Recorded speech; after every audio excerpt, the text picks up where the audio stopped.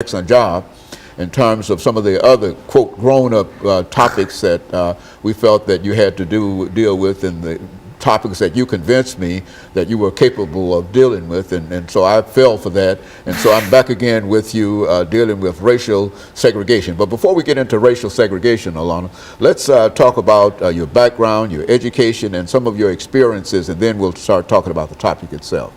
Well, for our new viewers, my name is Alana McLaughlin, born August 27th, 2002.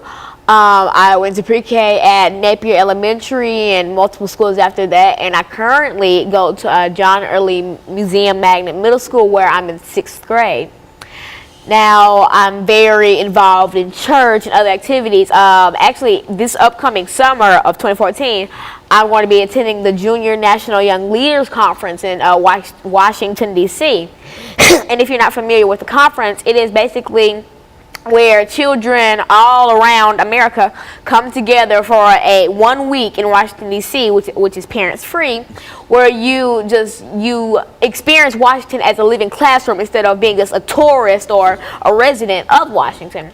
And so I'm very excited for that. And I'm also heavily involved in my school, church, and any activity I can really get into. Like at school, I'm on our debate team, the student council, everything I can get into, really. I was previously on our STEP team, and I hope to be a cheerleader next year when I get into 7th grade. And in church, I'm on a lot of committees, the United Methodist Women's Committee, the Acolyte Committee, the Usher Committee. I try to help it when I can, because I just feel like that's my duty on earth. Very good. And of course, London, you've been involved with a lot of things. But now let's look at the topic that you're dealing with today, racial segregation. Now, what would you say about that? How would you approach that topic? Racial segregation. When the average person would hear that, they would think, the 1900s, Martin Luther King marching, MLK, Malcolm X type thing. But then racial segregation was more than just, the Jim Crow era, or just African Americans in segregated buses or sit-ins or anything. But it was way more than that. It expanded from just African Americans, Europeans, Ukrainians, Germans, Italians, because almost every race has experienced racial segregation.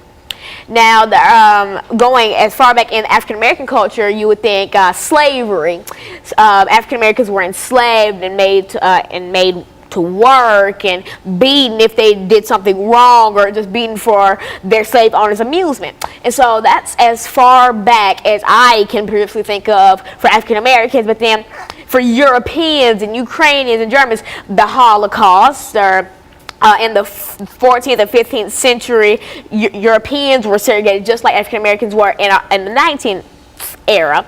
And so basically, racial segregation just expands from just African Americans to just a lot of other places, like mulattoes and Europeans and just all races, really, because at least almost all races have experienced some type of racial segregation. Very good. And so it's really general in terms of, and is that why you wanted to talk about racial separation and segregation, not only in the United States, but racial separation and segregation all over the world, because you believe it's general and it's a problem everywhere you find it? Because not a lot of people really know that. So I could hear somebody say, oh, no, white people, they didn't experience racial segregation. It was only black people when Martin Luther King had a march for us, or the Rose Park situation. It was more than that. It was almost all races. And so, from that perspective, when we come back, I want you to sort of delve into what you consider to be some of the major elements and some of the major things that has to do with racial segregation and racial separation. I think you've already indicated in a real sense that it's general and all over the world and everywhere. And I think that I can say from some of the things that you've said on this program itself that you are now enlisting yourself into the war against racial separation and racial segregation. And of course, we're going to talk about that, and we'll be back with you following this very, very short commercial break.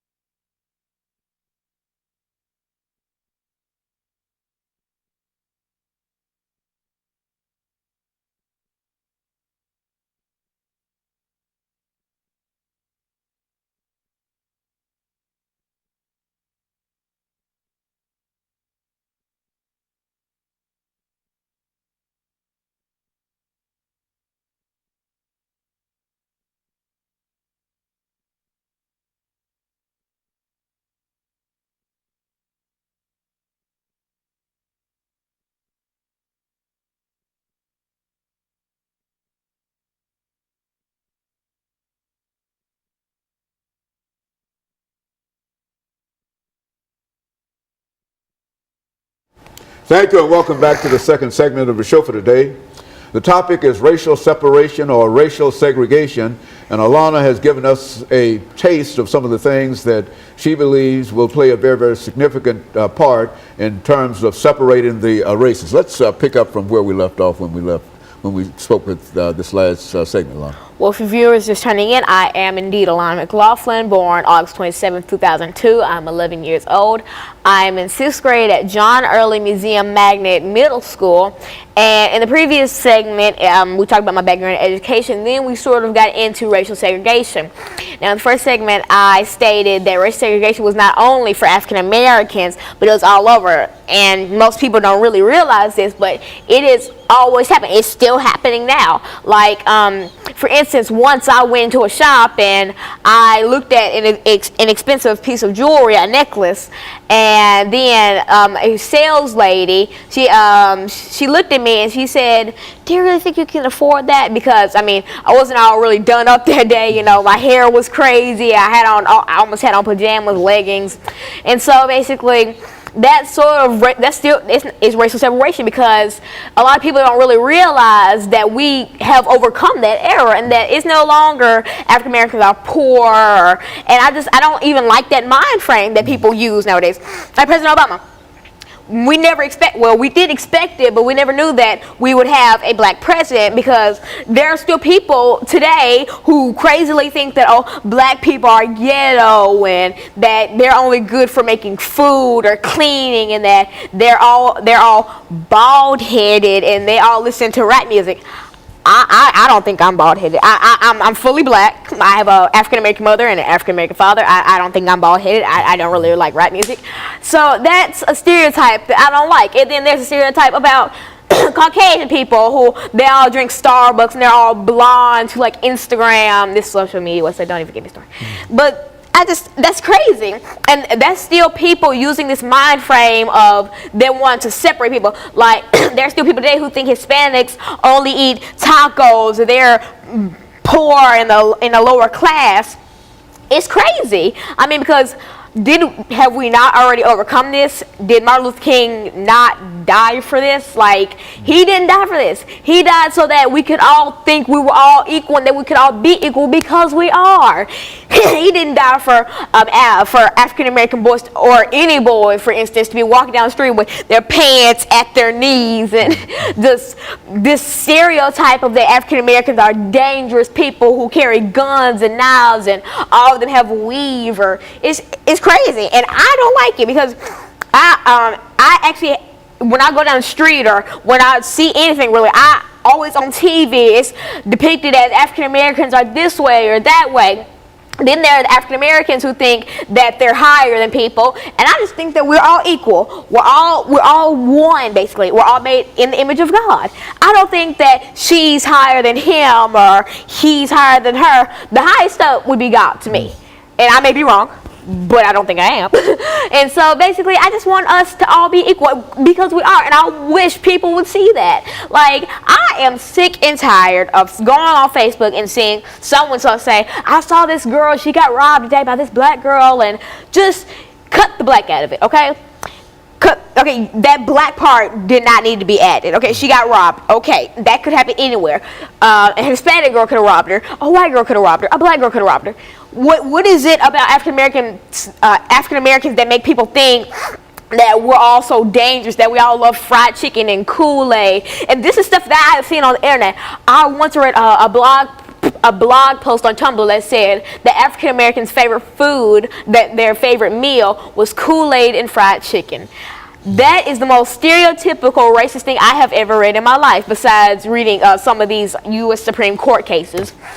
And now back to now back to racial segregation, because I kind of got off topic. Now, see, as I said in the first segment, that the earliest sign of racial segregation was slavery. Now, if you're not familiar with slavery, slavery was when African Americans were enslaved by Caucasians or people of different races. I'm not going to single white people out, but then they were enslaved by different races and made to work and clean and cook because that other races thought they were higher up on a financial or on just a regular scale than us African Americans or us people of different races. And so they thought that, hey, we can abuse them or we can batter them and we can just kick them around for our own amusement, because at the time that was something funny. And now see, when I look back at this, I still see people who think that we're in slavery days. I still see people in my own, not in my community, but like in my own little bubble of world, in the places I go, I still see people who think that black people aren't good for anything. And this is stuff that I see on social media, on Facebook, Vine and stuff. And then people want to make jokes out of it, and it's not funny. I mean, like, that would be like you going up to a Jewish person and drawing a swastika on your hand and saying, ha, ha, ha, ha, you're in the Holocaust. Like, that's not funny. You don't joke about that stuff, because that's just not funny, basically. And so I'm just trying to get the word out and just tell people that, hey, I mean, just let's move forward instead of going back into the past. I mean, yes, we have to learn about the past to make the future. Like, I wouldn't be preaching right now if I didn't know about Martin Luther King and his struggles and Malcolm X and all. But I still say, let's just not recreate the past, because not all of it was pretty beautiful. So how about we recreate a future where we all think we're equal and we love our neighbor, instead of, just hating people and thinking that we're better than people, because we're all equal. Nobody's better than anybody. We're equal. We're all people. We're all made with the same things. We almost all have hair and eyes. We're all humans. We all have souls, and we're people. We're just Homo sapiens. And so, Lana, in a real sense, all